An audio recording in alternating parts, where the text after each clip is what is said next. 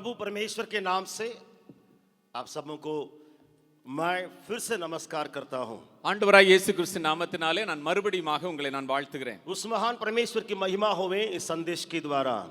ஆண்டவருடைய நாமம் இந்த செய்தியின் மூலமாக மகிமைப்படுவதாக. जितने लोग इस संदेश को सुनेंगे आपके लिए प्रभु आशीष की बातों को रखने पाए। எத்தனை பேர் இந்த செய்தியை கேட்கிறீர்களோ ஆண்டவர் அதை ஆசீர்வாதமாக்கி தருவாராக. जरूर हम संडे संडे संदेश को सुनते हैं और उसके अनुसार जीवन बिताने के लिए कोशिश करते हैं। நாம் ஒவ்வொரு வாரமும் ஆண்டவருடைய வார்த்தைகளை நாம் கேட்கிறோம். அதன் அடிப்படையிலே நாம் வாழ்வதற்கு முயற்சி செய்கிறோம். मैं भी लगातार इधर आने के चलते यहाँ के वचन का अध्ययन, चाहे कोई भी यहाँ से वचन को प्रचार करे, कैंपस से, बाहर से, दक्षिण से, कई प्रकार की बातों को सीखने के लिए मिलता है। நானும் இந்த வளாகத்திலே செய்தி கொடுக்கிறவர்கள் ஒருவேளை வட இந்தியாவை சார்ந்தவர்களாக இருந்தாலும் சரி அல்லது தென்னிந்தியாவை சார்ந்தவர்களாக இருந்தாலும் சரி யாராக இருந்தாலும் சரி அதில் அநேக காரியங்களை கற்றுக்கொள்கிறேன். जब हम कान खोल के अपने मन को तैयार करके वचन को सुनने के लिए तत्पर रहते हैं, इसमें कोई शक है ही नहीं है, परमेश्वर जरूर उनके जीवन में कार्य करेगा। எப்பொழுது நம்முடைய காதுகளை திறந்து நம்முடைய கவனத்தை செலுத்தி ஆண்டவருடைய வார்த்தைகளுக்கு நாம் நேராக நம்முடைய இருதயத்தை திருப்புகிறோமோ நிச்சயமாக ஆண்டவர் நம்மிடத்தில் பேசுவார் என்பதில் எந்த சந்தேகமும் இல்லை. मैं जब पहले शादी करके एक घर में हम दोनों रहा करते थे, पति पत्नी के रूप में, वहाँ जूनियर स्कूल के पीछे के बिल्डिंग में रहा करते थे। முதலாவது என்னுடைய அந்த திருமணத்துக்கு பிற்பாடு கணவனும் மனைவியுமாக ஜூனியர் ஸ்கூலுக்கு பின்புறமாக இருக்கிற அந்த கோட்டாஸ்ல நாங்கள் இருந்த பொழுது पहले से ही मेरे अंदर वचन को सुनने के लिए बहुत बड़ी प्यास होती थी। வசனத்தை கேட்கிறதுலே என்னுடைய இருதயம் ரொம்ப ஆயத்தமாக இருந்தது, ஆர்வமாக இருந்தது. उस समय मेरे घर में छोटा सा टेप रिकॉर्डर मैं रखा करता था जिसमें कैसेट डाला जाता है। அந்த பழைய கேசட்டை போட்டு கேட்கிற அந்த டேப் ரெக்கார்டர் எங்களுடைய வீட்டில் இருந்துச்சு. उसमें कुछ ऐसे गायकों का गीत को मैं सुनता था, विशेष करके बिरकमांस का गीत को सुनता था। वो गीत में पूरे पूरे वचन आता है। பெர்க்மேன்ஸ் ஐயா அவர்களுடைய பாடலை அதிகமாக நான் கேட்பது உண்டு. அந்த பாடல்கள் முழுவதுமாக வேத வசனங்களினால் நிரம்பி இருக்கிறது. मैं इसको क्यों कहता हूँ? நான் ஏதை சொல்லுகிறேன்? आप जब वचन से भरे गीतों को सुनेंगे या प्रचार को सुनेंगे, நீங்கள் வசனத்தின் அடிப்படையிலான பாடல்களை கேட்டாலும் சரி அல்லது செய்தியை கேட்டாலும் சரி आपके अंदर का विश्वास मजबूत होता है, तगड़ा होता है। உங்களுக்கு உள்ளே இருக்கிற விசுவாசம் அங்கே வலுவடைகிறது. अभी भी मुझे याद है, இப்பொழுதும் எனக்கு ஞாபகம் இருக்கிறது. भले अभी सेल फोन से उतना गीत को नहीं सुनता हूँ, இவ்வளவு முந்தின நாட்களை போல இப்பொழுது அதிகமான பாடல்களை நான் கேட்பதில்லை. मैं सेल फोन से उतना गीतों को नहीं सुनता हूँ, மொபைல் போன்ல இருந்து நான் அதிகமாக கேட்பதில்லை. कभी कभी संदेश को सुनता हूँ, சில நேரங்களில் செய்திகளை கேட்கிறேன். लेकिन अभी भी मुझे याद है, ஆனால் இப்பொழுதும் எனக்கு ஞாபகம் இருக்கிறது. रात में जब मैं लेटता था, நான் இரவிலே தூங்கும் பொழுது वहाँ उस पहला घर में जब हम लोग रहते थे, முதலாவது நான் இருந்த அந்த வீட்டிலே, अभी मेरे ख्याल से चौथा या पांचवा घर में अब लोग हम लोग रह रहे हैं। இப்பொழுது நாங்கள் நான்காவது அல்லது ஐந்தாவது வீட்டிலே நாங்கள் இருக்கிறோம். अभी जो हम लोग रह रहे हैं चौथा या पांचवा घर में हम लोग रह रहे हैं। நாங்கள் இப்பொழுது ஐந்தாவது வீடு மாற்றி அங்கே இருக்கிறோம். वो गीत भी मुझे याद है, बार बार उस गीत को मैं सुनता था। அந்த பாடல் எனக்கு ஞாபகம் அதிகமாக இருக்கிறது, நான் அதிகமாக கேட்கிற பாடல். उस गीत का वचन का जो मिली हुई बात है, मेरे अंदर रात में ही बहुत बड़े कार्य कर सकता था। இரவிலும் கூட எனக்குள்ளே அதிகமான கிரியைகளை செய்யக்கூடிய அளவிற்கு அந்த பாடலிலே வேத வசனங்கள் அடங்கி இருந்தது. मैं आपसे सीधा बोलने के लिए चाहता हूँ, நான் உங்களிடத்தில் நேரடியாக சொல்ல விரும்புகிறேன், फिर से कहने के लिए चाहता நான் हूँ, மறுபடியும் சொல்ல விரும்புகிறேன். वचन या वचन से भरा गीत को सुनने के लिए किसी प्रचार के द्वारा आपके अंदर प्यास कितने दूर तक है? ஆண்டவருடைய வார்த்தைகளின் அடிப்படையிலே நிரம்பி இருக்கிற வார்த்தைகளையோ வசனங்களையோ அல்லது பாடல்களையோ கேட்பதற்கு உங்களுடைய இருதயத்திலே எவ்வளவு தாகத்தை கொண்டிருக்கிறீர்கள்? आप अपना मन को थोड़ा सा जांचिए, உங்களுடைய இருதயத்தை கொஞ்சம் நீங்கள் ஆராய்ந்து பாருங்க. किसी प्रचारक जो अच्छा अभिषेक दास है, अगुवे है, उनका वचन को सुनने के लिए आपके दिल में कहां तक प्यास है? உங்களுடைய இருதயத்திலே எவ்வளவாய் நீங்கள் தாகம் கொண்டிருக்கிறீர்கள் அபிஷேகிக்கப்பட்ட தேவதாசனுடைய வாயிலிருந்து ஆண்டவருடைய வார்த்தைகளை கேட்பதற்கு? ये आपके आत्मिक जीवन को तरक्की पाने के लिए बहुत ही कामयाब की बात है। இந்த உங்களுடைய ஆவிக்குரிய வாழ்க்கையினுடைய மேம்பாட்டுக்கு வளர்ச்சிக்கு இது மிகவும் மிகவும் அடிப்படையான காரியம். चाहे आप वचन को प्रचार करें या न करें, நீங்கள் வசனத்தை பிரசங்கித்தாலும் சரி அல்லது பிரசங்கிக்காவிட்டாலும் சரி, लेकिन वचन को सुनने के लिए आपका दिल कहां तक आगे बढ़ता है? உங்களுடைய இருதயம் ஆண்டவருடைய வார்த்தைகளை கேட்பதற்கு எவ்வளவாய் ஆவலாய் இருக்கிறது? खुद वचन को बाइबल को पढ़ करके आप सुन सकते हैं, இந்த வார்த்தைகளை நீங்கள் வேதத்தை வாசித்து நீங்கள் கேட்கலாம், या किसी प्रचारक के द्वारा सुन सकते हैं, நீங்கள் சில செய்தியாளர்கள் மூலமாக या கேட்கலாம், किसी ऐसा गीत के द्वारा सुन सकते हैं। அல்லது சில பாடல்களின் மூலமாக கேட்கலாம். अपने आप को जांच करके हम आगे बढ़ने के लिए चाहते हैं। நான் நம்மை நாமே ஆராய்ந்து நாம் தொடர்ந்து முன்னேற நான் விரும்புகிறேன். आज भी जैसे मैंने कहा, प्रभु आपसे बातें करने पाए। இன்றைக்கு நான் சொன்னபடியே ஆண்டவர் உங்களோடு கூட பேசுவாராக. एक आत्मिक युद्ध में आपको समझना चाहिए कि हम और आप हाथ बैठाए हैं। ஒரு ஆவிக்குரிய யுத்தத்திலே நீங்களும் நானும் வைக்கப்பட்டிருக்கிறோம். ये युद्ध में सचमुच में वास्तव में जो पहले से है उनको अच्छी तरह मालूम है, जो वचन में आज प्रचार करने पर हूँ। இந்த காரியத்திலே पहले से जो लोग आत्मिक युद्ध में है उनको अच्छी तरह समझ में आएगा, जो वचन में आज प्रचार करने पर हूँ। இன்றைக்கு நான் பிரசங்கிக்க போகிற இந்த வசனத்தை ஏற்கனவே இப்படிப்பட்ட ஆவிக்குரிய யுத்தத்திலே இருக்கிறவர்கள் மிகவும் நன்றாக அறிந்திருக்கிறார்கள். साधारण विश्वासी लोग है, சாதாரணமான விசுவாசத்தில் இருக்கிற விசுவாசி, साधारण प्रभु के सेवक लोग भी है, சாதாரணமான ஊழியம் செய்கிறவர்கள், लेकिन उससे बढ़कर के आत्मिक युद्ध में बैठने वाले, अपने को उंडेलने वाले कुछ विश्वासीगण है, कुछ परमेश्वर का सेवक लोग है। இதையும் தாண்டி ஆவிக்குரிய யுத்தத்திலே நின்று போராடுகிற கொஞ்சம் முதிர்ச்சி அடைந்த விசுவாசிகளும் உண்டு, ஊழியர்களும் உண்டு. आत्मिक युद्ध में अपने आप को जो उंडेलता है, ஆவிக்குரிய யுத்தத்திலே எப்பொழுது தம்மை தாமே கொடுக்கிறார்களோ कई बातें उनके जीवन में होती है। अनेक विधமான காரியங்கள் அவருடைய வாழ்க்கையில நடப்பதுண்டு. मैं आज प्रचार के द्वारा आपके जीवन में कुछ बात को आपके बीच में मैं बताने के लिए कोशिश करूंगा। நான் வசனத்தின் அடிப்படையில் சில காரியங்களை உங்கள் மத்தியிலே இன்றைக்கு நான் சொல்ல விரும்புகிறேன். सबसे पहले முதலாவதாக आत्मिक युद्ध में जो अपने आप को उंडेलने के लिए चाहता है, ஆவிக்குரிய யுத்தத்திலே தம்மை தாமே அங்கே ஒப்பு கொடுக்க விரும்புகிறவர்கள், बाइबल सलाह देती है, அங்கே வேதம் ஆலோசனை கொடுக்கிறது, उसको नाना प्रकार की सारा हथियार पहन लेने का दरकार है। எல்லா விதமான सर्वायुध சர்வாயுத வர்க்கங்களையும் அவன் தரித்துக் கொள்ள வேண்டிய அவசியம் உண்டு. फिर से कहने के लिए चाहता हूं, நான் மறுபடியும் சொல்ல जो விரும்புகிறேன், कोई आत्मिक युद्ध में अपने को बैठाता है, யாரெல்லாம் ஆவிக்குரிய யுத்தத்திலே தங்களை இணைத்துக் கொள்கிறார்களோ उसको परमेश्वर का उस सारा हथियार पहन लेने का दरकार है। ஆண்டவருடைய சர்வாயுத வர்க்கத்தை தரித்துக் கொள்ள வேண்டிய அவசியம் உண்டு. इफिसियों की पत्री 6 अध्याय, எபேசியருக்கு எழுதின நிருபம் 6வது அதிகாரம், उसमें आप इस आत्मिक युद्ध के बारे में पढ़ सकते हैं। இந்த ஆவிக்குரிய யுத்தத்தை நீங்கள் இந்த வசனத்திலே பார்க்க முடியும். 10वां वचन से नीचे अगर पढ़ेंगे, 10வது வசனத்திலிருந்து ஒருவேளை கீழே வாசிப்போமேயானால் 10वां वचन के ऊपर ही हिंदी में एक हेडिंग दिया गया है, इफिसियों की पत्री 6 अध्याय 10 वचन के ऊपर हेडिंग दिया गया है, आत्मिक युद्ध के हथियार। இங்கே ஹிந்தி வேதாகமத்திலே 10வது வசனத்துக்கு மேலாக எழுதப்பட்டிருக்கிறது ஆவிக்குரிய யுத்தத்திற்கு உண்டான சர்வாயுத வர்க்கங்கள். मैं क्यों इसको आत्मिक युद्ध करके कहता हूं? இதை நான் ஏன் ஆவிக்குரிய யுத்தம் என்று சொல்கிறேன்? अगर आप इस वचन को गौर से पढ़िएंगे, ஒருவேளை நீங்கள் கவனமா இந்த வசனங்களை வாசிப்பீர்களானால் वहां पे 12 वचन में ये लिखा है, 12வது வசனத்திலே இது எழுதப்பட்டிருக்கிறது, हम लोग आकाश मंडल में कार्य करने वाली शक्तियां जो अनदेखी है उनके साथ लड़ रहे हैं। இங்கே நம்முடைய போராட்டமானது அந்தகார லோகாதிபதிகளோடும் வான மண்டலத்தில் உள்ள பொல்லாத ஆவிகளோடும். बाइबल में वचन आता है, क्योंकि हमारा ये मल्ल युद्ध 12वां वचन में लहू और मांस से नहीं परंतु प्रधानों से और अधिकारियों से और इस संसार के अंधकार के हाकिमों से, उस दुष्टता की आत्मिक सेनाओं से है जो आकाश में है। 12வது வசனத்தில் எழுதப்பட்டிருக்கிறது, மாம்சத்தோடும் இரத்தத்தோடும் அல்ல, துரைத்தனங்களோடும் அதிகாரங்களோடும் இப்பிரபஞ்சத்தின் அந்தகார லோகாதிபதிகளோடும் வான மண்டலங்களில் உள்ள பொல்லாத ஆவிகளின் சேனைகளோடு நமக்கு போராட்டம். नए नए जो विश्वास में आते हैं थोड़ा सा उनको इसमें तकलीफ होगा समझने में, புதிதாக விசுவாசத்திலே வந்திருக்கிறவர்களுக்கு இந்த காரியத்திலே கொஞ்சம் பிரச்சனைகள் இருக்கலாம், तो वो समझने में, लेकिन आगे आप बढ़ते बढ़ते जाएंगे, ये आत्मिक युद्ध के बारे में गहराई में आप समझ में आ जाएगा।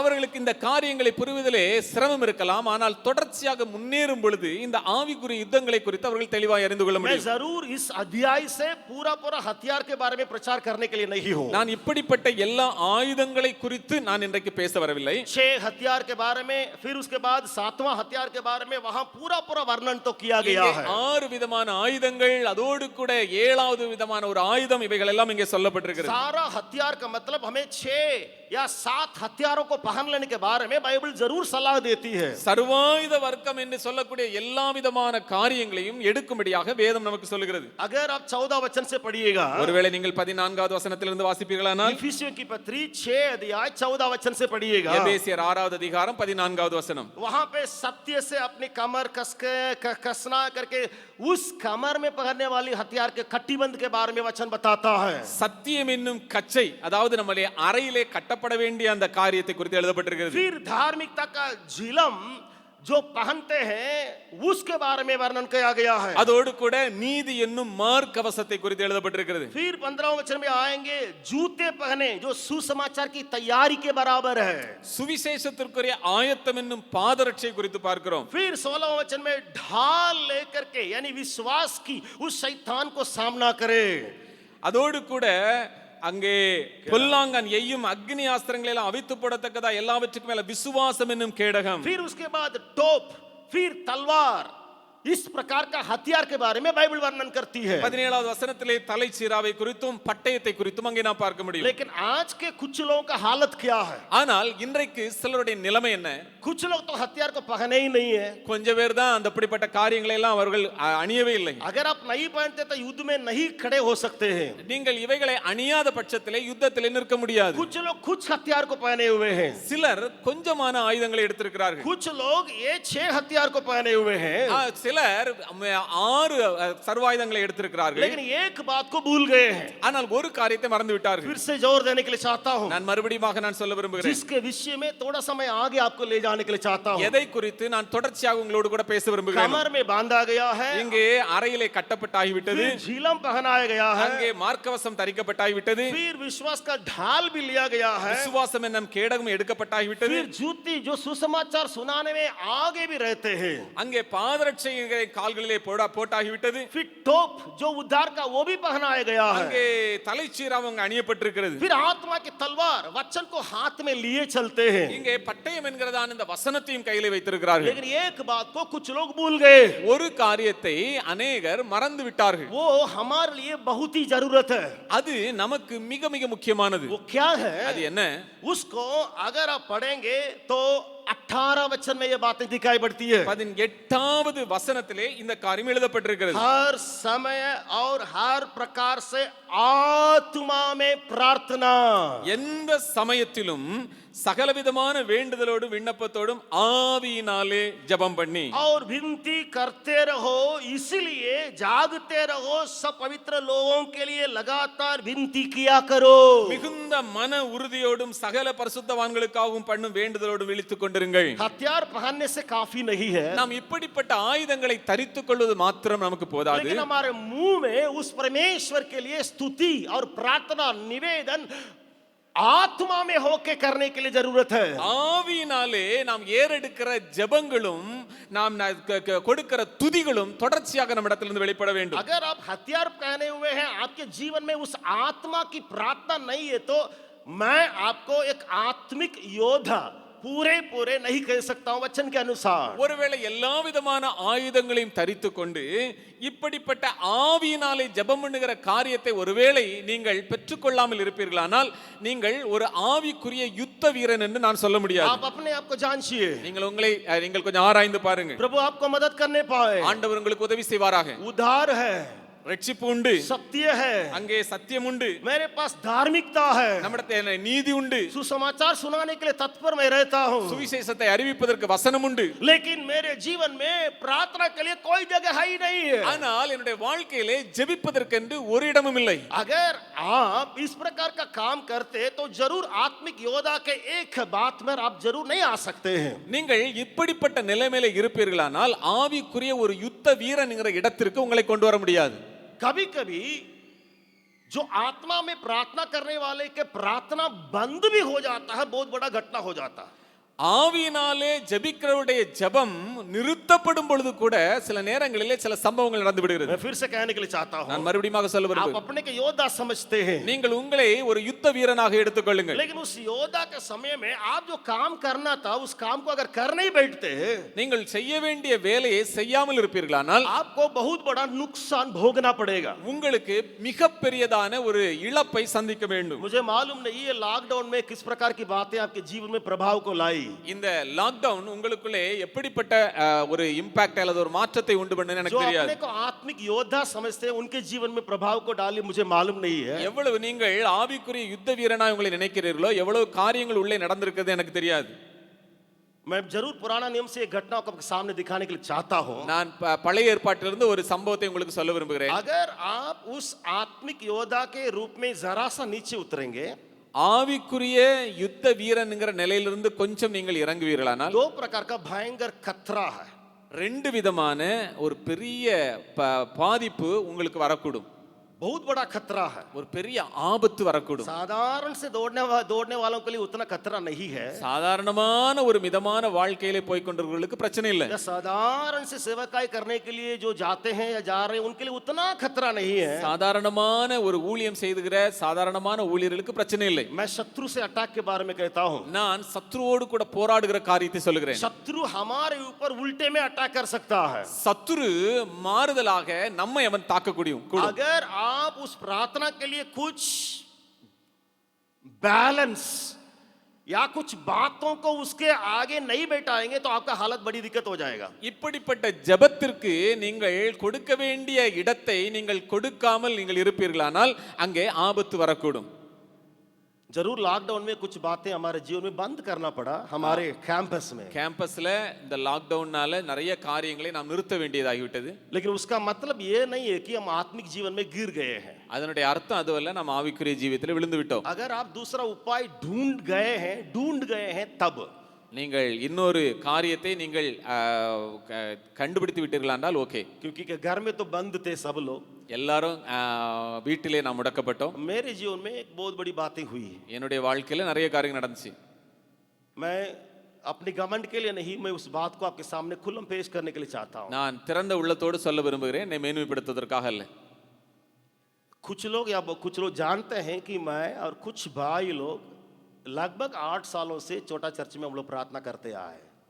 உங்களுக்கு தெரிந்திருக்கிறபடி நானும் கொஞ்சம் சகோதரர்களுமாக 8 ஆண்டுகளாக நம்ம சேப்பல்ல நாங்கள் ஜெபம் பண்ணி கொண்டிருக்கிறோம். लगातार इतवार को छोड़ करके 6 बजे शाम को हम लोग प्रार्थना में बैठते थे। நாங்கள் ஞாயிற்றுக்கிழமை விட்டு மற்ற நாட்களில் சாயங்காலம் 6 மணிக்கு அங்கே கேதர் ஆகும். उन लोग बाहर लोग वहाँ हम लोग नहीं देते थे, लेकिन केवल भाई लोग थे वहाँ पे। அங்கே நாங்கள் சகோதரர்களாக அங்கே கூடுகிறது உண்டு. वहाँ हम लोग आपस में बैठते, बहुत नजदीक बैठते थे। நாங்கள் ரொம்ப நெருக்கமாக உட்கார்ந்து ஜெபிப்பதுண்டு. कभी हाथ ऐसा करके प्रार्थना करते थे। நாங்கள் கைகோர்த்து நாங்கள் ஜெபிப்பதுண்டு. बहुत जोर से प्रार्थना करते थे। நாங்கள் நல்ல சத்தமா நாங்கள் ஜெபிப்பதுண்டு. जब लॉकडाउन हुआ उस प्रार्थना को इसलिए बंद करना पड़ा क्योंकि वहाँ कई प्रकार की बात, 4 जन प्रार्थना कर सकते हैं, अनुमति है, उससे तो कोई रोक नहीं है, लेकिन हम लोग इतना चलाते हैं, इतना नजदीक बैठते हैं, सो सारे जगह जो नियम है उसको हम लोग भी पालन करेंगे। எனவே அப்ப இருந்த அந்த சூழ்நிலை நிமித்தமாக நாங்கள் இணைந்து ஜெபிக்கிறவர்களா இருந்ததனால அந்த ஜெபத்தை நாங்கள் நிறுத்தி வைத்தோம். लेकिन उसके अंदर से बहुत बड़ी गर्मी मिलती थी, आत्मिक गर्मी मिलती थी। ஆனால் அந்த ஜெபத்தின் மூலமாக ஒரு பெரிய ஆவிக்குரிய அனலை நாங்கள் பெற்றுக்கொண்டிருந்தோம். प्रार्थना के अंत होते होते ही उस प्रकार का जागृति को हम लोग महसूस करते थे। பிரேயர் ஒவ்வொரு நாளும் முடியும் பொழுதும் அப்படிப்பட்ட ஒரு ஆவிக்குரிய அனலை நாங்கள் அங்கே அனுபவிப்பதுண்டு. मेरे जीवन में என்னுடைய வாழ்க்கையில अगर मैं कुछ नहीं करता, प्रार्थना नहीं करता, कुछ प्रभाव डाल सकता था। நான் ஜெபிக்காமல் இருக்கிற அந்த நேரத்திலே எனக்குள்ளே நான் சில காரியங்களை கொடுக்க முடியும். मैं घर में ही बैठा रहा, நான் வீட்டிலே தான் இருந்தேன். लेकिन जिस दिन लॉकडाउन हुआ, என்றைக்கு இந்த லாக்டவுன் ஆரம்பித்ததோ मुझे समझ में आ गया कि सारी बातें बंद होने जा रहा है। எல்லா காரியங்களும் அங்கே நிறுத்தப்பட போகிறது என்கிற காரியத்தை मैं அறிந்தேன். अनजाने में मेरे बेटे के लिए जो बाजा जो ऊपर हम लोग घर में रखते थे कीबोर्ड को, उसको मैंने देखा अरिया में, अनजाने में मैंने देखा उस कीबोर्ड को मेरे घर में रखा हुआ है। अच्छा, जो என்னுடைய வீட்டில் இருக்கிற கீபோர்டை நான் எதேர்ச்சியாக நான் அதை பார்த்தேன். मेरे मन में ये बात उठा, इसको थोड़ा सा नीचे उतार करके मैं उस समय को उसमें बिताऊं। நான் யோசித்தேன் அந்த கீபோர்டை கீழே இறக்கி கொஞ்ச நேரம் அதுல செலவு பண்ணா என்ன? क्योंकि सुबह डिवोशन में भी नहीं जा सकते हैं, காலையில டிவோஷன் போக முடியல. 4 बजे उठने वाले हैं, लेकिन अभी डिवोशन भी नहीं जा सकते हैं। 4 மணிக்கு முழிக்கிறவன், ஆனா என்னால போக முடியல. और इतवार की आराधना भी बंद है, ஞாயிற்றுக்கிழமை ஆராதனையும் அங்கே இல்ல. वहाँ 6 बजे की बात तो भी बंद है। 6 மணிக்கு ஜெபம் பண்றதும் காரியங்களும் இல்ல. ठीक है, घर से बाहर भी नहीं निकल पाएंगे। வீட்டில இருந்து என்னால வெளியே போக முடியல. उस बात को रख करके मैं आराधना करने के लिए, सीखने के लिए एकदम नीचे से मैं उस बात पर मन लगाना शुरू किया। நான் அதை இறக்கி அதன் மூலமாக தேவனை ஆராதிப்பதற்கு முயற்சி செய்ய ஆரம்பித்தேன். मैं उस बात के द्वारा आत्मिक बातों को उसमें से उंडेलने के लिए, प्रभु के साथ संगति रखने के लिए मैंने कोशिश किया। இந்த சூழ்நிலை நிமித்தமாக அந்த காரியங்களை கொண்டு ஆண்டவரோடு கூட நான் ஐக்கியம் கொள்வதற்கு அதை உபயோகப்படுத்த ஆரம்பித்தேன். मैं आपसे कहने के लिए चाहता हूं, நான் உங்களோடு கூட சொல்ல விரும்புகிறேன், उसी के चलते ही करके मैं नहीं कह सकता हूं, நான் அது நிமித்தமாகத்தான் என்று நான் சொல்ல மாட்டேன். लेकिन जो प्रार्थना छूट गया उसका गलत प्रभाव मेरे जीवन में पड़ सकता है। उस बातें मेरे घर के अंदर कुछ और बातों को करने के द्वारा मैं उसको बराबर कर सका। நான் ஜெபத்திலே நான் செல்ல முடியவில்லை, அதனுடைய பாதிப்புகள் எனக்குள்ளே வராதபடிக்கு அந்த காரியத்தை என் வீட்டிலே செய்த சில காரியம் மூலமாக நான் சமநிலைக்கு கொண்டு வந்தேன். अगर आप किसी और व्यक्ति से पूछिएगा, ஒருவேளை நீங்கள் வேறு சில இடத்துல கேட்பீர்களா, वे कहेंगे मैं घुटना पर मेरे कई समयों को बीत रहा था। நான் முழங்காலிலேயே அதிகமான நேரத்தை நான் செலவழித்தேன். आत्मिक योद्धा जो बातें बंद होने जा रहा है, वो अपने घुटना पर कई प्रार्थनाओं की बातों को संघर्ष के रूप में करता है। அங்கே ஆவிக்குரிய யுத்தத்திலே இருக்கிற அந்த யுத்த வீரன் லாக்டவுன் ஆன நேரத்திலும் கூட தன்னுடைய முழங்கால்களில் நின்று காரியங்களை செய்கிறார். इसी बात पर दाऊद थोड़ा सा फिसल गया। இந்த காரியத்திலிருந்து கொஞ்சம் தாவீது விலகி போய்விட்டார். जहां युद्ध में जाना था वो नहीं गया। அங்கே யுத்தத்திற்கு போக வேண்டிய நேரத்தில் இந்த அவன் தங்கி விட்டான். बाइबल बताती है, अगर आप खोलिएगा पहला शमूएल की किताब, 1 சாமுவேல் उसका 11वां अध्याय, 11வது அதிகாரம், माफ कीजिएगा, दूसरा शमूएल की किताब 11वां अध्याय, दूसरा शमूएल 11वां अध्याय, 2 சாமுவேல் 11வது அதிகாரம், दूसरा शमूएल की किताब 11वां अध्याय। 2 சாமுவேல் 11வது அதிகாரம். यहाँ दाऊद जो आत्मिक युद्ध में बैठने वाला, बाजा बजाने वाला, प्रार्थना करने वाला, गीत करने वाला, मैं सोचता हूं उसको कुछ देर के लिए बंद किया होगा।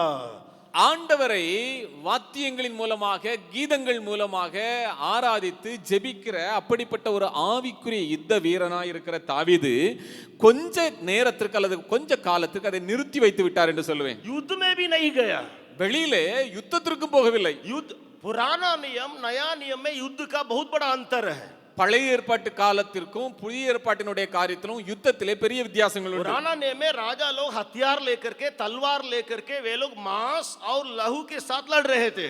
பழைய ஏற்பாட்டிலே ராஜாக்கள் சகல ஆயுதங்களையும் எடுத்துக்கொண்டு அவர்கள் மாம்சத்தோடும் இரத்தத்தோடும் அங்கே அவர்கள் சண்டையிடுவார்கள். लेकिन हमारा युद्ध वैसा नहीं है। ஆனால் நம்முடைய யுத்தம் அப்படி அல்ல. क्योंकि आप सफाई से इस अध्याय पर जरूर मैं प्रचार नहीं करता हूं, लेकिन मैं, अगर आप नया नियम में उस वचन को देखिएगा, दूसरा कुरिन्थियों उसका 10वां अध्याय में, ஒருவேளை நீங்கள் 2 கொரிந்தியர் அதனுடைய 10வது அதிகாரத்தை பார்ப்பீர்களானால் उसका 4 वचन को देखिएगा, அதனுடைய 4வது வசனம் वो हमारा युद्ध के बारे में वो वचन हमारे लिए बताता है। நம்முடைய யுத்தத்தை குறித்த காரியம் அங்கே எழுதப்பட்டிருக்கிறது. पुराना नियम में राजा लोग हथियार लेकर के, तलवार लेकर के युद्ध में जाते थे। பழைய ஏற்பாட்டு காலத்திலே அவர்கள் பட்டயத்தையும் ஈட்டியையும் எடுத்து அங்கே சண்டையிட செல்வார்கள் ராஜாக்கள். दाऊद को मैं ऊंचे जगह पर देखता हूं, ஆனால் தாவீதை அங்கே நான் உயர்ந்த இடத்திலே வைத்து वो பார்க்கிறேன். युद्ध में हमेशा जाता था, அவர் யுத்தத்திலே எப்போதும் செல்கிறவராய் இருந்தார். हमेशा लड़ता था, அவர் எப்போதும் போய் சண்டையிடுகிறவராய் இருந்தார். लेकिन वहां रुक गया।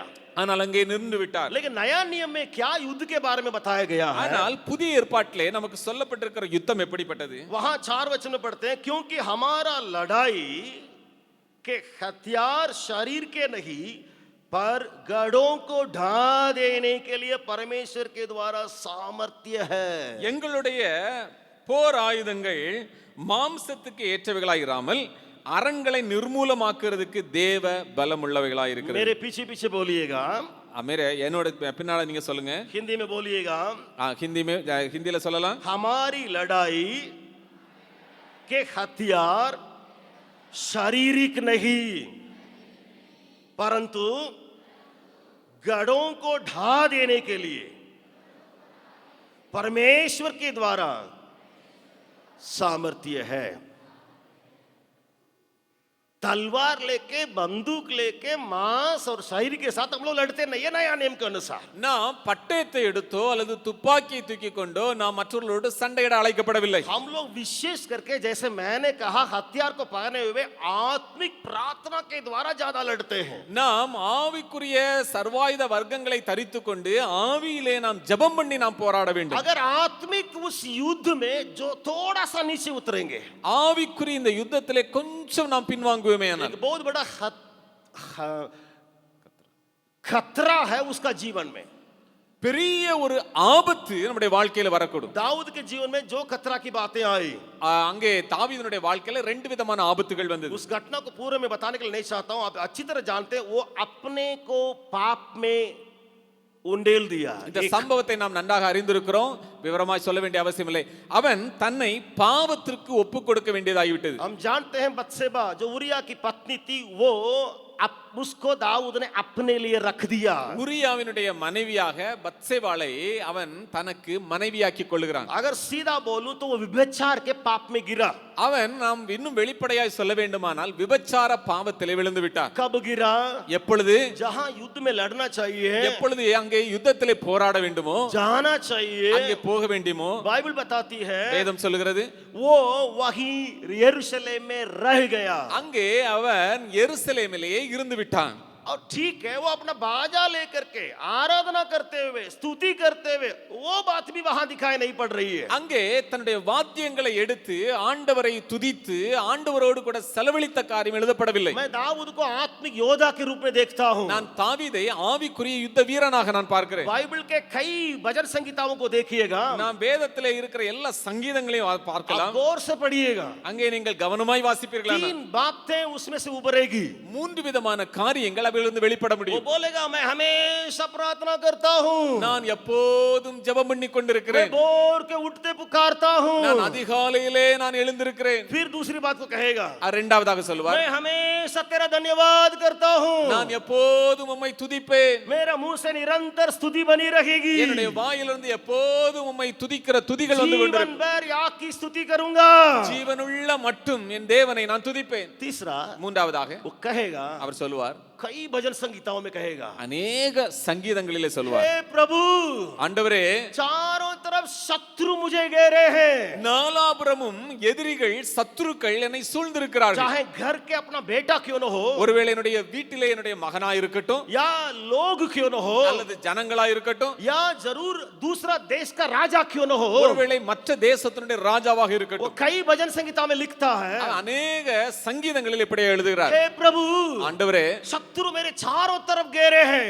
சத்துருக்கள் என்னை நாலாபுறமும் சூழ்ந்திருக்கிறார்கள். अगर आप इसको कहेंगे, ஒருவேளை நீங்கள் இதை சொல்லுவீர்களானால், हे प्रभु ஆண்டவரே शत्रु मेरे चारों तरफ घेरे हैं, நான் நாலாபுறமும் நான் சத்துருக்களினாலே சூழப்பட்டிருக்கிறேன்.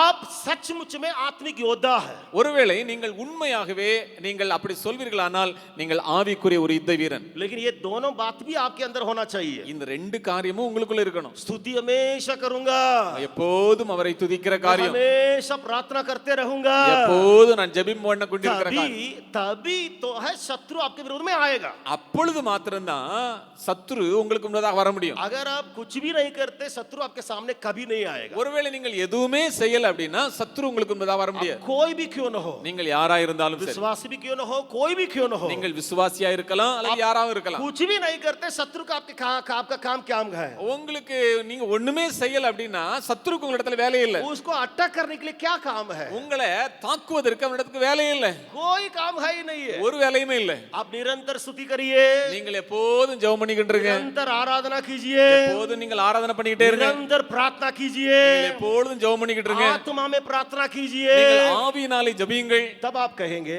அப்பொழுது நீங்க சொல்வீங்க, हे प्रभु ஆண்டவரே लगता है எனக்கு தெரியுது सामने पीछे दाहिने बाएं शत्रु है। நாலாபுறமும் முன்னும் பின்னும் வலதுபுறம் இடதுபுறம் எல்லாம் சத்துருக்கள். इसका मतलब सुरेश भाई नहीं है, हमारे बगल वाले घर वाले नहीं है, இதனுடைய அர்த்தம் என்னன்னா எனக்கு பக்கத்துல இருக்கவங்களோ அல்லது என்னுடைய பக்கத்து வீட்டுக்காரரோ वो இல்ல. नहीं है। मैं आदमी औरत के बारे में नहीं कहता நான் हूं, மனிதர்களை குறித்து சொல்லல, लेकिन वो आत्मा में महसूस करेगा, ஆனா நீங்கள் அதை யோசிப்பீர்கள், वो आत्मा में महसूस करेगा, ஆவியிலே நீங்கள் அதை கண்டிப்பாக உணர்வீர்கள். उसके अंदर बहुत बड़ा दबाव जैसे लगेगा, அவர்களுக்குள்ளே ஒரு பெரிய அழுத்தம் உண்டாகும், बंधन जैसे लगेगा। அதுக்குள்ள ஒரு பெரிய கட்டுகள் இருப்பது போல இருக்கும். मैं जरूर दाऊद के दो बात को आपके सामने खतरा के रूप में प्रचार किया, लेकिन प्रचार कर रहा हूं, लेकिन वो प्रचार मेरा नहीं है अभी आज के दिन के लिए। இந்த ஜோ தாவீதுனுடைய வாழ்க்கையில் உள்ள ரெண்டு ஆபத்துகளை குறித்து உங்களிடத்துல நான் பேசுகிறேன். அந்த செய்தி என்னுடைய செய்தி लेकिन அல்ல, जानकारी देने के लिए चाहता हूं। அது நான் உங்களுக்கு கொஞ்சம் அதை குறித்த வெளிச்சத்தை கொடுக்க விரும்புகிறேன். आप इस बात को कर बैठने से आपको बचाने के लिए चाहता हूं। நீங்கள் இதை செய்யும் பொழுது நீங்கள் இப்படிப்பட்ட ஆபத்துகளிலிருந்து காத்துக்கொள்ள முடியும். अगर आप लवलीन होकर प्रार्थना करने वाले हैं, ஒருவேளை நீங்கள் தொடர்ச்சியாக நீங்கள் உறுதியாக ஜெபிக்கிறவர்களா இருப்பீர்களா, प्रभु के लिए धून रखने वाले हैं, ஆண்டவருக்காக வைராக்கியம் பாராட்டுகிறவர்களா இருப்பீர்களா, थोड़ा सा किसी कारण की वजह से अगर आप नीचे गिरने का संभावना है तो ஒருவேளை கொஞ்சம் நீங்கள் கீழே விழுவது போன்ற ஒரு சூழ்நிலை வருமானால், उन बात को अगर छोड़ने का, हटाने का, या अपने वो बात अपने आप से हट रहा कुछ कारण की वजह से हो, ஒருவேளை ஏதோ ஒரு காரணத்தினாலே அந்த காரியங்கள் குறைவுபடும் பொழுது दो बात हो सकती है, ரெண்டு காரியம் நடக்க முடியும். उसका परिणाम के रूप में அதனுடைய விளைவாக ये दाऊद के समान आप भी विभचार के पाप में गिरने का संभावना है। ஒருவேளை தாவீதை போல நீங்கள் விபச்சார பாவத்திலே நீங்கள் வீழ்ந்து விட முடியும். मैं सीधा विभचार मतलब जो विभचार समझ में आता वही विभचार में गिरने का संभावना है। நீங்க எது விபச்சாரம் என்று சொல்லுகிறோமே அந்த படிப்பட்ட ஒரு பெரிய பாவத்திற்குள்ளே விழ ஏதுவாகும். या मत्ती 5वां अध्याय में यीशु ने कहा जिस स्त्री को कुदृष्टि से कोई देख लिया उस पाप में गिरने का संभावना है। இங்கே மத்தேயு 5வது அதிகாரத்தில் இயேசுவானவர் சொல்வது போல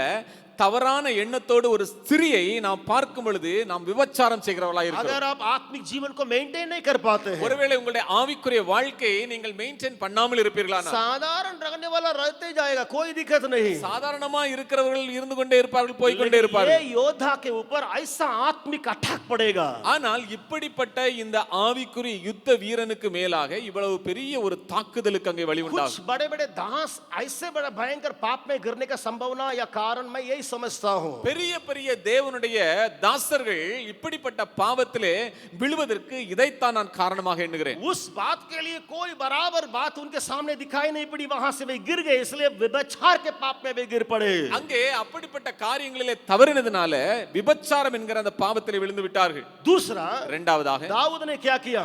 தாவீது என்ன செய்கிறார்? वो हत्यारा बना, அவன் कोलेगारन, அவன் ஒரு கொலைக்காரனாக மாறிவிட்டான். खुद हत्यारा बना, அவன் மற்றவனை கொலை செய்கிற ஒரு கொலையாளியாக மாறிவிட்டான். भयंकर बड़े पाप के बारे में वर्णन बाइबल करती है, वो भयंकर बड़े पाप को दाऊद ने किया। வேதம் பெரிய ஒரு பாவமாக எதை சித்தரிக்கிறதோ அந்த பாவத்தை தாவீது செய்கிறான். व्यभिचार को उसने किया விபச்சாரம் செய்கிறான். और साथ ही साथ एक अच्छा योद्धा उरिया उसको खत्म कर डलवाया।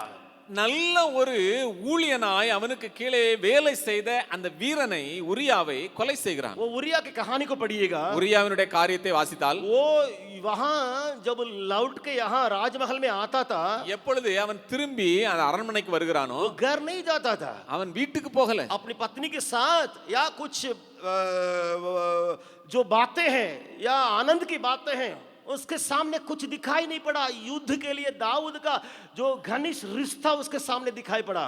தாவீதோடு கூட இருந்த விசுவாசமும் மற்ற வீரர்களோடு இருந்த விசுவாசமும் வீட்டிலே இவன் போய் சந்தோஷமா இருக்கிற காரியத்திலிருந்து அவனை தடை செய்தது. दाऊद भी बोलता था तुम घर चले जाओ करके, தாவீதும் சொல்லுகிறான் நீ வீட்டுக்கு போ, थके थके तुम युद्ध से आए हो। நீ ரொம்ப களைப்பா யுத்தத்திலிருந்து வந்திருக்கிற. ऐसा सीधा मारने वाला व्यक्ति रहा उरिया। அங்கே அவ்வளவாய் சண்டையிட்டு போரிடுகிறவன். उस उरिया के हाथ में दाऊद ने चिट्ठी दिया। அங்கே அந்த உரியாவினுடைய கையிலேயே அந்த கடிதத்தை கொடுக்கிறான். आप घर जाके दूसरा सामुएल उस 10वां 11वां अध्याय को पढ़ लीजिए। நீங்க 2 சாமுவேல் 11வது அதிகாரத்தை வாசிங்க வீட்ல போய். उस उरिया के हाथ में चिट्ठी दिया जा रहा அந்த है। உரியாவினுடைய கையிலே அந்த கடிதம் ये கொடுக்கப்படுகிறது. चिट्ठी को लेकर के उरिया जा रहा है। அந்த கடிதத்தை எடுத்துக்கொண்டு உரியா செல்கிறான். उस चिट्ठी में क्या लिखा है उरिया को मालूम नहीं। அந்த கடிதத்தில் எழுதப்பட்டிருக்கிறது உரியாவுக்கு தெரியாது. वो एक योवाब करके एक योद्धा के हाथ में उस चिट्ठी को देना है। அந்த யோவாபினுடைய கையிலே அந்த கடிதத்தை கொடுக்கிறான். योवाब कौन है? அந்த யோவாப் யார்? किसी को भी खत्म कर सकेगा, யாரையும் கொலை செய்து விட कितना முடியும். बड़ा शूरवीर क्यों न हो, எவ்வளவு பெரிய வீரனா இருந்தாலும் उसको சரி, केवल मिलना है आज्ञा। அவனுக்கு ஒரு கட்டளை மாத்திரம் வந்தால் போதும். राजा से कोई भी आज्ञा मिले, ராஜாவினிடத்தில் எப்படிப்பட்ட கட்டளை வந்தாலும், चाहे दाऊद जैसे देखता था गोलियत क्यों न हो, कोई भी क्यों न हो, वो नहीं देखता, सीधा खत्म कर देता। அது எவ்வளவு பெரிய மனிதனாய் வீரனாய் இருந்தாலும் அதை கொலை செய்து விடுவான். अच्छा उरिया उस चिट्ठी को लेकर के उस के पास जाता है। அந்த உரியா அந்த கடிதத்தை கொடுத்து யோவாப் யோவாபிடத்தில் के पास கொடுக்கிறான். जाता है। யோவாபிடத்தில் கொடுக்கிறான். उस चिट्ठी में क्या लिखा है? அந்த கடிதத்தில் என்ன எழுதி இருக்குது? उसको लाने वाले के बारे में लिखा है। அதை கொண்டு வருகிறவரை குறித்து எழுதப்பட்டிருக்கு. इसको जो लाता है, யார் கொண்டு வராங்களோ जो उरिया है, உரியா, उसको तुम मार डालो। அவனை நீ கொலை செய்து விடு. चिट्ठी को उरिया लेके जाता, அதை உரியா தான் கொண்டு போறார். उसी को वहीं पर एकदम युद्ध में आगे किया। बाइबल मुझे उसको पढ़ते पढ़ते इतना थर थराता हूं मैं। उस उरिया को उस झुंड के लोग युद्ध में आगे वहां करके सब लोग पीछे हट रहे हैं। இந்த உரியாவை, இவ்வளவு உண்மையா இருக்கிற இந்த உரியாவை அவனுடைய கூட்டத்தாரே யுத்தத்திலே முன்பதாக தள்ளி முன்பதாக நிறுத்தி மற்றவர்கள் எல்லாம் பின்வாங்குகிறார்கள். दाऊद ने क्या लिखा? தாவீது எழுதினார், जहां भयंकर युद्ध होगा, எங்கே அதிகமான யுத்தம் நடக்கிறதோ वहां उरिया को खड़ा करो அங்கே உரியாவை நிறுத்துங்கள். और उसको खड़ा करके तुम चले जाओ। அவரை முன்பதாக நிறுத்தி நீங்கள் எல்லாம் பின்னாடி வந்துருங்க. उरिया वहीं मरा, அங்கே உரியா இறந்து விட்டான். वहीं उरिया मरा। உரியா மரித்து விட்டான். किसका काम है? இது யாருடைய வேலை? दाऊद का काम है। தாவீதுடைய வேலை. भाई बहन, சகோதர சகோதரிகளே, अगर आप उस बात से थोड़ा सा नीचे गिरेंगे, और उस आत्मिक हाई क्वालिटी से नीचे आएंगे, ஒருவேளை இப்படிப்பட்ட ஆவிக்குரிய ஸ்டாண்டர்ட்ல இருந்து நீங்கள் கொஞ்சம் இறங்குவீர்களானால், जिस प्रकार दाऊद ने उस उरिया को बर्बाद कर डाला, எப்படி இந்த தாவீது உரியாவை கொலை செய்தானோ, हमारे द्वारा कई लोग बर्बाद होने का संभावना है। நம் மூலமாக அநேகர் மடிந்து போவதற்கு வழி உண்டாகி. फिर से कहने के लिए चाहता நான் हूँ, திரும்பமாக சொல்ல விரும்புகிறேன், हमारे डिपार्टमेंट में हमारे द्वारा कई लोग बर्बाद होने का संभावना है। நம்முடைய டிபார்ட்மெண்ட்ல நம் மூலமாக நிறைய பேருடைய காரியங்கள் அங்கே அழிந்து போவதற்கு வழி உண்டாகிவிடும். भीतर हर्ट घायल किया जाएंगे, உள்ளே காயப்படுத்தப்படுவார்கள். आपके मुंह के द्वारा निराशा की बातों को आप बोएंगे, உங்களுடைய வாயின் வார்த்தைகளிலிருந்து சோர்வுகளை உண்டாக்குகிற, மனமடிவை உண்டாக்குற காரியங்கள் வெளிப்படும். आप खुद विचार कर बैठे हैं, நீங்கள் தாமாக நீங்களாகவே நீங்கள் விபச்சார பாவத்தில் விழுவீர்கள். उसके चलते एक और भयंकर काम, कई लोगों को गिराने के काम में आप हाथ बैठाएंगे। அதோடு கூட மற்றவர்களை விழப்பண்ணுகிற ஒரு காரியத்தில் உங்களுடைய கரங்களை வைப்பீர்கள். हे प्रभु, ஆண்டவரே, मुझे ऐसे ही स्तर पर रख அப்படிப்பட்ட இடத்துல என்னை வைங்க. जहां मुझे ले गया, எங்கே வரைக்கும் என்னை கொண்டு போனீங்களோ मैं जरा सा भी उससे हटना ना पाऊं, அதிலிருந்து கொஞ்சம் நான் இறங்க கூடாது ஆண்டவரே. करके विचार के पाप में गिरना ना पाऊं, நான் அப்படிப்பட்ட விபச்சார பாவத்திலே விழுந்து விடக் கூடாது. या किसी को घायल ना करना पाऊं, நான் யாரையும் காயப்படுத்தி விடக் கூடாது. या कोई सेवकाई को छोड़ के जाता है उसके लिए मैं खुद कारण नहीं बनने पाऊं, அல்லது ஊழியத்தை விட்டு திரும்புறவர்களுக்கு நான் காரணமாய் மாறிவிடக் கூடாது. इसके कहने के चलते, इनका प्रभाव के चलते, इनकी बातों के चलते, इनका मुंह के गुस्सा के चलते मैं सेवकाई छोड़ रहा कभी होने ना पाऊं। இவனுடைய வார்த்தைகள் நிமித்தமாக, இவனுடைய செய்கள் நிமித்தமாக, இவனுடைய நடக்கைகள் நிமித்தமாக நான் ஊழியத்தை விட்டு போகிறேன் என்கிற காரியம் வந்து விடக்கூடாது. अगर आप ऐसे आत्मिक योद्धा समझते हैं, ஒருவேளை நீங்கள் இப்படிப்பட்ட ஆவிக்குரிய யுத்த வீரனாய் நினைப்பீர்களானால், आपका प्राण में अटैक हो सकता है, உங்களுடைய ஆத்துமாவிலே இந்த தாக்குதல் உண்டாகும், आपके शरीर में अटैक हो सकता है, உங்களுடைய சரீரத்திலே இந்த தாக்குதல் உண்டாக முடியும், आपकी आत्मा में अटैक हो सकता உங்களுடைய है। ஆவியிலே இந்த தாக்குதல் உண்டாக முடியும். सुनिएगा, ध्यान से सुनिएगा, இதை கவனமாய் கேளுங்கள், ध्यान से सुनिएगा। கவனமாய் கேளுங்கள். मैं दाऊद के जीवन से ही आपको सिखाने के लिए चाहता हूँ। நான் தாவீதினுடைய வாழ்க்கையிலிருந்து இதை சொல்ல मैं விரும்புகிறேன். चाहता हूँ सबको ये आत्मिक युद्ध में हाथ बैठाए, நான் விரும்புகிறேன் நாம் எல்லாரும் இந்த ஆவிக்குரிய யுத்தத்திலே கைகளை வைக்கும்படி. साधारण ढंग से प्रार्थना ना करें, நாம் சாதாரணமான விதத்திலே ஜெபிக்கிறவளா அல்ல, साधारण ढंग से सेवकाई ना करें, நாம் சாதாரணமான விதத்திலே ஊழியம் செய்கிறவளா அல்ல, साधारण ढंग से बाजा ना बजाए, நாம் சாதாரணமான விதத்திலே இசை வாசிக்கிறவளா அல்ல, साधारण ढंग से आराधना ना चलाए। நாம் சாதாரணமான விதத்திலே ஆராதனை நடத்துகிறவளா அல்ல. मैं चाहता हूँ सबको ही आत्मिक धुन से भर जाए, நாம் எல்லாருமே ஆவியிலே நிரப்பப்பட்டு ஆவியினாலே வைராக்கியத்தோடு கூட, तभी ललकारने वाले शैतान की आवाज या मुंह को बंद कर सकते हैं। அப்பொழுதுதான் அங்கே மிகவும் கூக்கலறிடுகிற சத்துருடைய வாய்களை நாம் அடைக்க முடியும். अगर आप आत्मिक योद्धा है, ஒருவேளை நீங்கள் ஆவிக்குரிய யுத்த வீரனாய் இருப்பீர்களா, आपका तीनों बातों में अटैक हो सकता है। மூன்று விதமான நிலைகளிலே தாக்குதல் உண்டாக முடியும். आप महसूस करेंगे, நீங்கள் அதை உணரலாம், लेकिन शायद गिर नहीं पाए, गिरेंगे नहीं, ஆனால் விழாமல் இருக்கலாம், लेकिन उसके बदले में कुछ काम को करते रहेंगे। ஆனால் அதற்கென்று சில வேலைகளை நாம் செய்து கொண்டிருக்கலாம். मैं उस बात को दाऊद के जीवन से दिखाने के लिए चाहता हूँ। நான் தாவீதுடைய வாழ்க்கையிலிருந்து அதை நான் காட்ட விரும்புகிறேன். भजन संगीता சங்கீதங்களின் புஸ்தகம் 143, 143வது சங்கீதம். ये दाऊद का लिखा हुआ भजन है। இது தாவீதின் சங்கீதம். जो आराधना करता, जो स्तुति करता, जो वचन को अध्ययन करता, जो प्रार्थना करता, उसका वचन है। ஆராதிக்கிற, ஜெபிக்கிற அப்படிப்பட்ட தாவீதினுடைய சங்கீதம். वो तीसरा वचन में कहता है மூன்றாவது வசனத்திலே சொல்லுகிறார் अपने प्राण के बारे में அவனுடைய தன்னுடைய ஆத்துமாவை குறித்து शत्रु तो मेरे प्राण का ग्राहक हुआ है என் பிராணனை சத்துரு தரையோடே நசுக்கி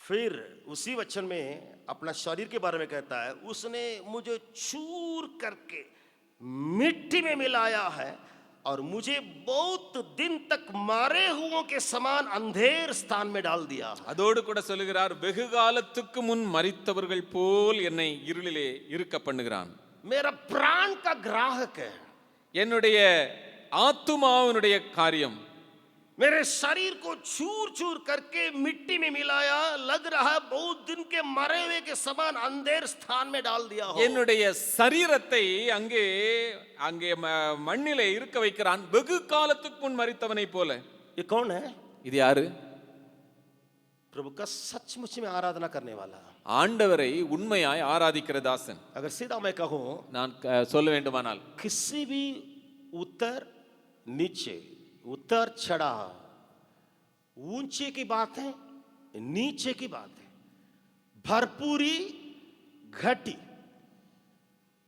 दाऊद के मुंह से धन्यवाद की बातें आएंगी மேன்மையான இடத்தில் இருந்தாலும் சரி அல்லது குறைவுபட்டிருந்தாலும் சரி அவன் நல்ல நிலைமையில் இருந்தாலும் சரி அல்லது ஒரு மோசமான இடத்துல இருந்தாலும் சரி எப்போதும் ஆண்டவரை துதிக்கிறவராய் தாவீது காணப்பட்டான் एक आत्मिक योद्धा அவன் ஒரு ஆவிக்குரிய யுத்த வீரன் पुराना नियम में शत्रु को छोड़ेगा नहीं பழைய ஏற்பாட்டிலே சத்துருவை விட்டு வைக்காத மனிதன் घात करके डालेगा அவன் அழித்து விடுக்கடைய क्या மனிதன் आप नया नियम में आकाश मंडल में कार्य करने वाली आत्माओं से लड़के उनको गिराना चाहते हैं புதிய ஏற்பாட்டிலே ஆகாய மண்டலத்திலே கிரியை செய்கிற அந்த சத்துருடைய சேனைகளை அழித்து நீங்கள் விழ பண்ண விரும்புகிறீர்களா क्या ऐसी आत्मिक योद्धा आप अपने को समझते हैं அப்படிப்பட்ட ஆவிக்குரிய வீரனாக உங்களை நீங்கள் நினைக்கிறீர்களா कुछ कुछ ऐसी बातें आपके जीवन में दिखाई पड़ेंगे இப்படிப்பட்ட காரியங்கள் உங்களுக்குள்ளே காணப்படலாம் शत्रु मेरे प्राण का ग्राहक है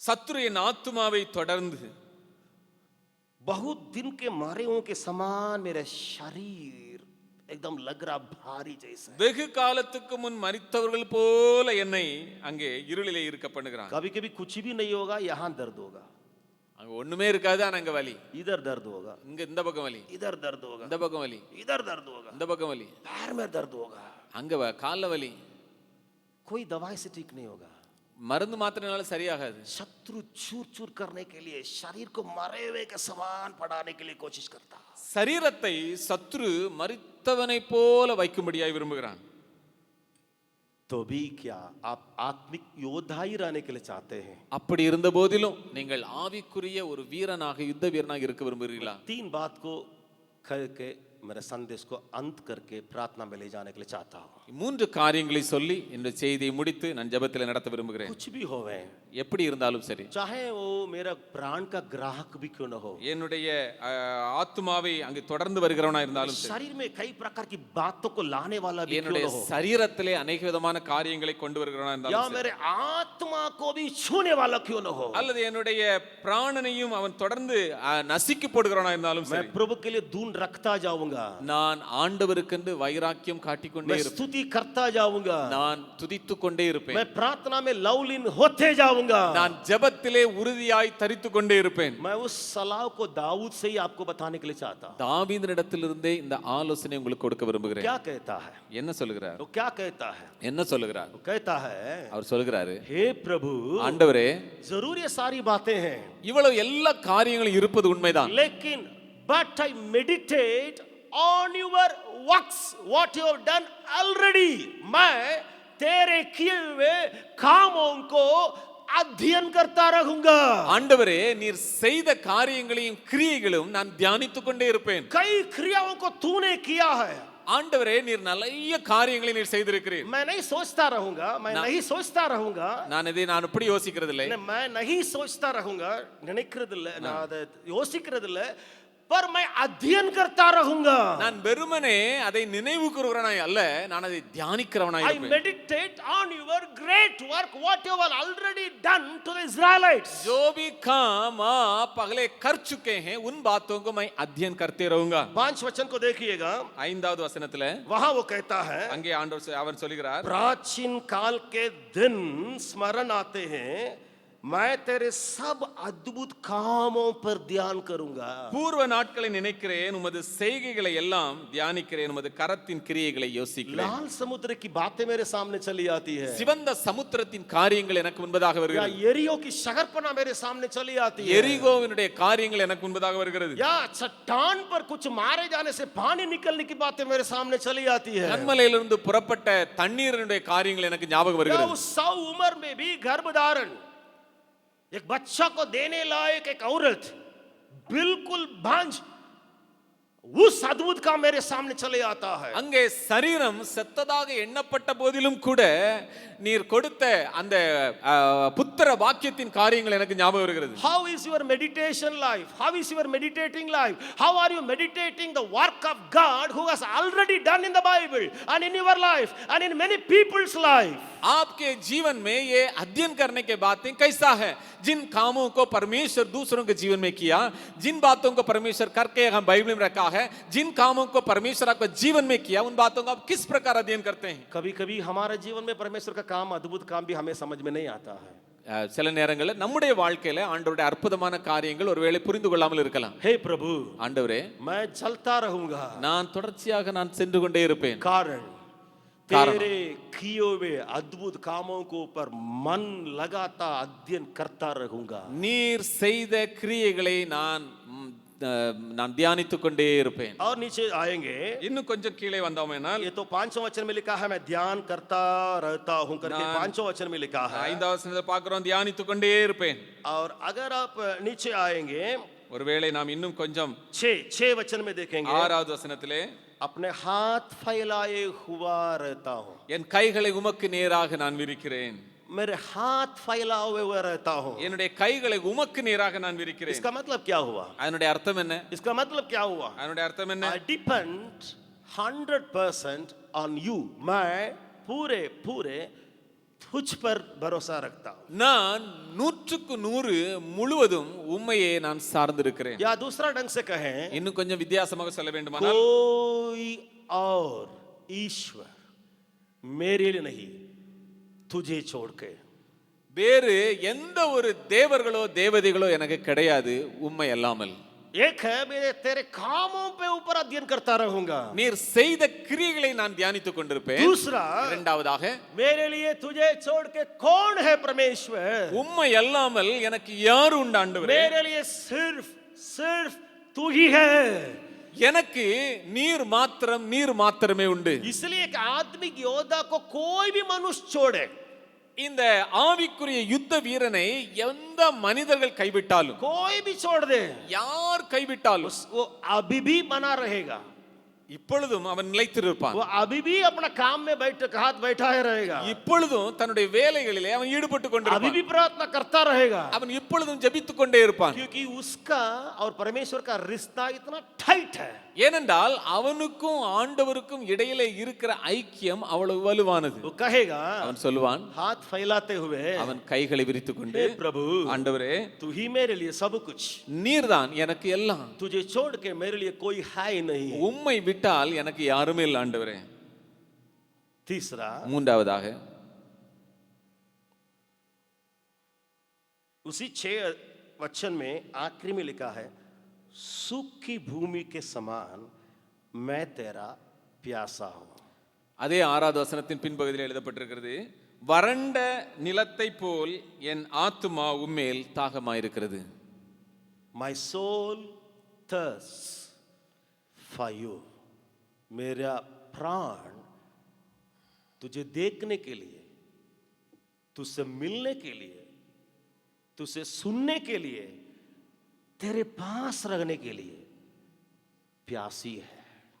என்னுடைய ஆத்துமா உம்மை பார்ப்பதற்கு என்னிடத்திலே ஒரு பெரிய தாகத்தோடு காத்திருக்கிறது. एक प्यासा व्यक्ति இப்படிப்பட்ட தாகமுள்ள ஒரு மனிதன், हाथ फैलाया रखने वाला, கைகளை ஆண்டவருக்கு நேராய் விரிக்கிறவன், हमेशा परमेश्वर के किए हुए वचनों को मुंह में लेने वाला, ஆண்டவர் செய்த கிரியைகளை எப்போதும் தியானிக்கிறவன், अपना दिल में रखने वाला, அவனுடைய இருதயத்திலே வைக்கிறவன். चाहे जम्स की इतिहास में, चाहे हम यहाँ रहते रहते परमेश्वर ने हमारे साथ जो काम किया वो भी क्यों न हो, ஒருவேளை ஜெம்ஸ்லே நாம் இருக்கும் பொழுது நம்மோடு கூட செய்த காரியங்களா இருக்கலாம், जो भी अद्भुत काम, जो भी भलाई, जो भी क्रिया जो नन्मेगला- परमेश्वर ने हमारे साथ किया, நன்மைகளா இருக்கலாம், அற்புதங்களா இருக்கலாம், எதுவா இருந்தாலும் சரி, या परमेश्वर ने बाइबल में बड़े बड़े दासों के जीवन में किया, उनकी बातें क्यों न हो, ஒருவேளை பெரிய பெரிய தேவ தாசரிடத்திலே வேதத்திலே ஆண்டவர் செய்த या காரியங்களா आप இருக்கலாம். इधर आने के पहले प्रभु ने आपके साथ जो बर्ताव किया और उस वेलेंगे- कार्य क्यों न हो, இங்கே வருவதற்கு முன்பதாக ஆண்டவர் உங்களோடு கூட இடைப்பட்ட காரியங்களா இருக்கலாம், कुछ भी क्यों न हो, எதுவா இருந்தாலும் उस पर अध्ययन करता रहूंगा, அதை நான் தியானித்துக் கொண்டே இருப்பேன். मुझे और कोई मार्ग नहीं, मेरे हाथ तुझ पर फैलाए हुआ है, எனக்கென்று வேற எந்த வழியுமே இல்லை, என்னுடைய கைகளை உமக்கு நேராகவே நான் விரிப்பேன். और मेरा प्राण और आत्मा तेरा प्यासी और प्यासा है, என்னுடைய ஆத்துமா உம்மேல் தாகமாக இருக்கும். कब मैं तुझसे मिलूं, நான் எப்பொழுது உம்மை சந்திப்பேன், कब मैं तुझे देखूं, எப்பொழுது நான் உம்மை कब பார்ப்பேன், मैं तेरी वाणी को सुनूं, எப்பொழுது உம்முடைய வார்த்தைகளை நான் கேட்பேன். एक तरफ उसका प्राण में वो ग्राहक शत्रु का होने जा रहा है, அங்கே அவனுடைய ஆத்துமாவை தொடர்ந்து நசுக்கி போடுகிற காரியம் சத்துருவினால் உண்டாகிறது. और 4 वचन में आत्मा भीतर में व्याकुल हो रही है, அங்கே உள்ளே ஆவி தியங்குகிற காரியம் எழுதப்பட்டிருக்கிறது. आत्मा व्याकुल हो रही है, அங்கே ஆவியிலே ஒரு பெரிய ஒரு கலக்கம், शरीर में कुछ तो हो रहा, मैं समझ में ना, शरीर भी छूर छूर छूर हो रहा, அங்கே என்னுடைய சரீரத்தில் ஏதோ நடக்குது, முற்றிலுமாய் நசுக்கப்பட்டு உடைக்கப்படுகிற காரியம். ये एक तरफ है, இதெல்லாம் ஒரு புறம். लेकिन उसी व्यक्ति का दूसरा तरफ, ஆனால் அவனுடைய இரண்டாவது மறுபுறத்துல, मैं तेरे कामों को वर्णन करूंगा, நான் உம்முடைய கிரியைகளை தியானிப்பேன், एक एक बात मेरे मन में याद आती है, ஒவ்வொரு காரியங்களும் எனக்கு ஞாபகம் வரும், वो मुझे पकड़ के रह सकती है, அது என்னை தாங்கி பிடிக்க वो முடியும். मुझे मेरे अंदर धूम को पैदा कर सकती है, அந்த காரியங்கள் எனக்குள்ளே வைராக்கியத்தை அங்கே தக்க வைக்க वो முடியும். मुझे विश्वास से कभी घटना नहीं देगा, அப்படிப்பட்ட தியானமானது விசுவாசத்திலிருந்து என்னை விழுந்து விடாதபடி मैं காத்துக்கொள். मेरे जीवन में अगर एक एक घटना को बताते जाऊं, मेरे पास समय एक भी नहीं रहेगा, நான் என்னுடைய வாழ்க்கையிலே ஆண்டவர் செய்த காரியங்கள் ஒவ்வொன்றாய் நான் சொல்வேனே, ஆனால் இடத்துல நேரமே போதாது. जम्स में आने के बाद की अगर बात को वर्णन करते जाऊं, मेरे पास समय नहीं रहेगा, ஒருவேளை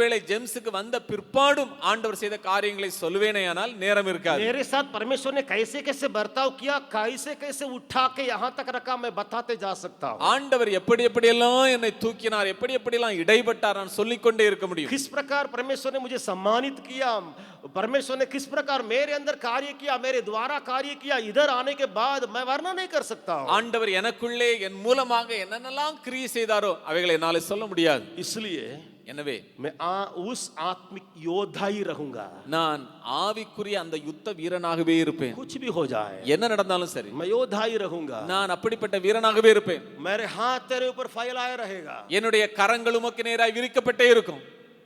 मेरे प्राण और आत्मा तेरा प्यासा और प्यासी रहेगा, என்னுடைய ஆத்துமாவும் என்னுடைய பிராணனும் உமக்கு தாகமாகவே இருக்கும்.